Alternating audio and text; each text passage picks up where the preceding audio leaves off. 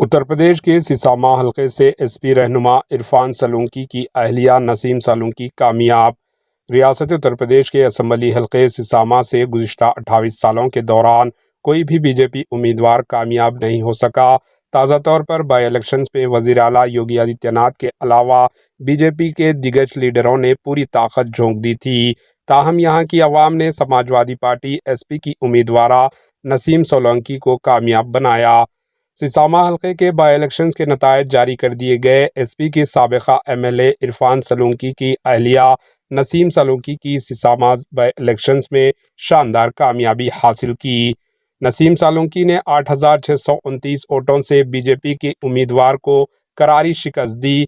नसीम को 69,666 वोट जबकि बीजेपी के सुरेश को 61,037 वोट मिले। Bureau report AHN news.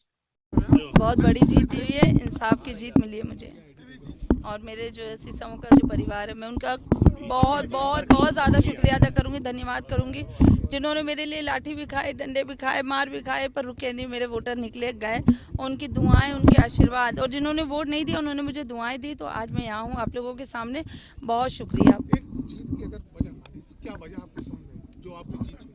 मेरा हर तरह से जो विधायक जी भी अंदर है वो भी खूब दुआ कर रहे हैं हम लोगों के लिए, और मेरे लिए तो खास कर ही रहे हैं। फिर उसके बाद जो इतने सालों से जो मेरा परिवार जुड़ा है, वो भी एक बहुत बड़ी वजह रही है कि परिवार ने कभी नहीं छोड़ा है। तो जो सिसामो की जनता है, उन्होंने कभी इरफान सोलंकी को नहीं नकारा था। आज उन्होंने साबित कर दिया कि इरफान उनका था और वो इरफान के। मंदिर गए थे, उसके बाद से लोगों का काफी जी नहीं, कोई नहीं, कुछ अब तो हाँ मिला हर जगह मिला मुझे जो है दुआएं मिली, मुझे आशीर्वाद मिला, जब भी आज मैं आप लोग के सामने।